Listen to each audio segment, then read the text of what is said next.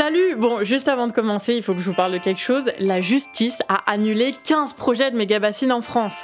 C'est tout récent là, et ça fait plaisir, hein, comme quoi, par l'action, on change la société. Et on a besoin de se le dire, hein, parce qu'on n'oublie pas à côté que beaucoup de choses ne vont pas en France malgré les promesses. C'est un peu ce qu'on va voir aujourd'hui. Allez, c'est parti, comme tous les jours de la semaine à 18h, c'est l'actu réfractaire. On commence avec un sujet qu'on a déjà abordé, celui des restos du cœur. Alors tu t'en souviens, il y avait eu cette prise de parole du président des restos qui avait créé la polémique avec Bernard Arnault notamment, qui avait fait son chèque de 10 millions là. Et vu que les médias n'en parlaient plus, on aurait pu penser que le problème était résolu. Mais non, hein. Et c'est ce qu'on apprend en commission parlementaire. Les Restos du Cœur ne sont pas dimensionnés aujourd'hui pour accueillir 170 millions de repas, en tout cas pour distribuer 170 millions de repas, pour accueillir 1,3 million de personnes, puisque c'est 200 000 personnes de plus en un an qui sont allées taper à la porte des restos. Ça veut dire qu'à partir de novembre, nous allons refuser du monde. Nous allons refuser du monde pour la première fois de l'histoire des Restos du Cœur. Cette hausse massive et brutale n'était jamais arrivée. Elle avait été constatée en 2008, suite à la crise financière, mais de manière beaucoup plus lente.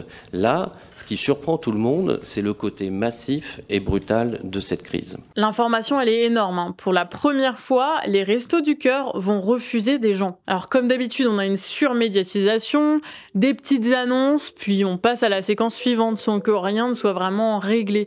Juste, ils espèrent qu'on oublie, hein. Sauf que la fin, ça ne s'oublie pas. Un peu comme les punaises de lit d'ailleurs, hein. C'est difficile à ignorer. Bon, je pense que t'es pas passé à côté, hein. Beaucoup de médias en parlent, surfant les uns sur les autres.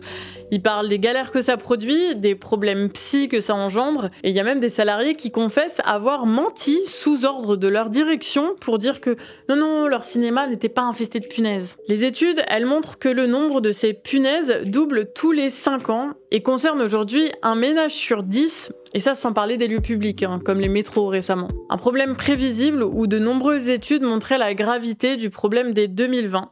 Sauf que pendant des années, le problème a grandi sans que le gouvernement n'ait mis en place autre chose qu'un numéro vert inutile et des commissions fantômes. En 2020, il y avait 950 000 sites infestés.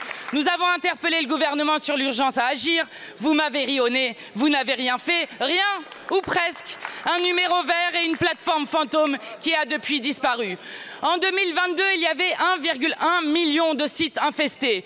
Vous avez agi et menti, avec un plan interministériel sans aucune mesure contraignante et un observatoire annoncé qui n'a jamais vu le jour. Il y a même eu récemment des témoignages qui révèlent la présence de punaises dans un hôtel 5 étoiles, hein, ce qui risque de poser problème pour les Jeux Olympiques où des millions de personnes vont venir et devoir loger en présence de punaises. Alors bon, peut-être que ça va faire réagir le gouvernement, hein, ou peut-être que comme le reste, après une semaine d'euphorie médiatique, les journalistes passeront à autre chose. Des punaises dans nos lits et du poison dans nos assiettes. Et pourtant, on n'oublie pas que le président avait promis l'interdiction du glyphosate et dès 2017. Sortir du glyphosate le plus rapidement possible, sous 3 ans. C'est au contraire une opportunité. L'opportunité pour de nombreuses filières d'évoluer profondément. Et 5 ans plus tard, son interdiction a été repoussée d'1 an.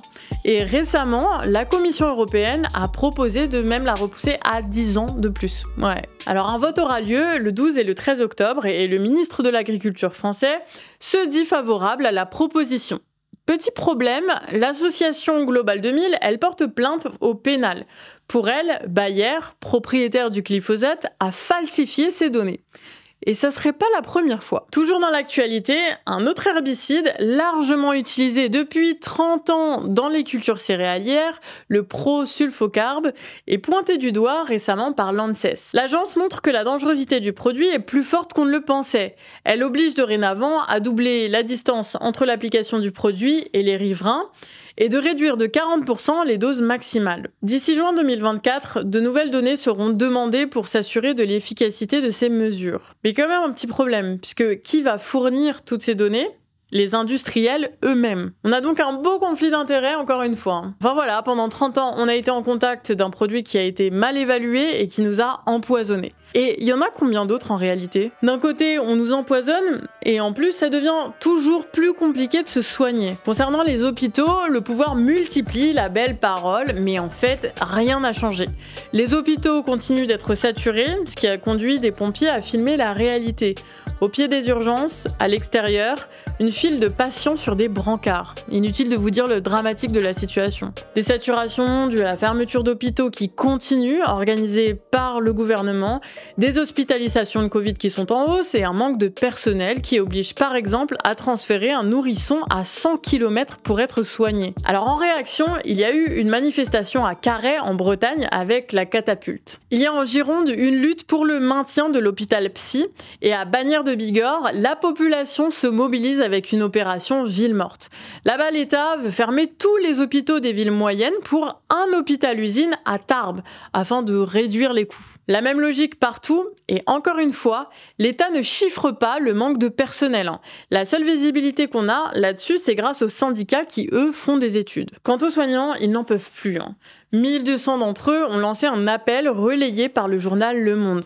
Un texte vraiment poignant qui parle des souffrances et du tri des patients qu'on ne peut pas vous lire ici, mais qu'on vous met en description. On est dépendant de l'hôpital pour survivre, alors voir l'hôpital mourir, ce n'est pas rien. D'autant qu'on était, il n'y a pas si longtemps que ça, je vous le rappelle, l'un des premiers systèmes de santé au monde. L'éducation et la santé sont vraiment en mauvaise forme, relançant la polémique des services publics que le gouvernement détruit. Mais Macron a réagi récemment avec une annonce forte qui dépasse pour la première fois les promesses, et oui! Enfin, quelle promesse? L'année dernière, il avait annoncé la création de 200 brigades de gendarmes. Et en réalité, il y en aura 238 partout en France, waouh! Des gendarmes qui seront obligés de soigner eux-mêmes les manifestants qui seront blessés eux-mêmes en manifestation, Non bon, ça ok, c'est une blague, ça vient du compte IAMatch. Non bon, en réalité, c'est pas un hasard si la force policière, avec l'armée, est l'un des seuls secteurs de l'État qui a le plus de moyens. Puisqu'en renforçant le moyen des forces de l'ordre, l'État augmente sa capacité à résister aux contestations par la répression. La répression de manifestations qui sont dues à la destruction des hôpitaux, à l'augmentation des profits des multinationales qui provoquent l'inflation. La police est donc devenue un investissement pour le maintien au long terme des profits des grandes entreprises. Et n'oublie pas de bien se préparer à ce que l'inflation et la destruction des services publics peuvent produire dans une population. Et nous, la population, on n'oublie pas non plus qu'on peut agir. On vous avait déjà parlé de l'appel du 14 octobre pour des manifestations à la gilet jaune, la flambée des colères. Eh bien ça continue de circuler. On a vu des appels partagés pour une opération auto-promo dans les magasins, comme ça s'est passé en Argentine pour lutter contre le profit des industriels et des distributeurs. Alsace Révoltée veut que ce soit aussi une journée concernant les hôpitaux en France. Peuple Révolté propose des blocages de routes, des opérations péage gratuits et des manifestations à l'ancienne, reprenant aussi l'information sur les Restos du Cœur par exemple. Alors évidemment, personne ne sait si ça va prendre, mais vu la situation explosive et les annonces de Macron concernant le changement de constitution qu'on verra ensemble dans une prochaine quotidienne, il y a moyen que des choses se passent. Car pour beaucoup d'entre nous, en fait, cette situation n'est pas tenable. Et on peut pas faire comme s'il n'y avait pas des choses à changer dans ce pays. Alors promis, on vous tient au courant. C'était Nina à la caméra, Elie à l'écriture avec les recherches de Dev et Johan au montage. Cette équipe, elle ne vit que grâce à vous, alors partagez la vidéo, continuez la conversation dans les commentaires, abonnez-vous et n'hésitez pas à nous soutenir sur Tipeee. Bonne soirée à vous et à demain 18h. Tchuss!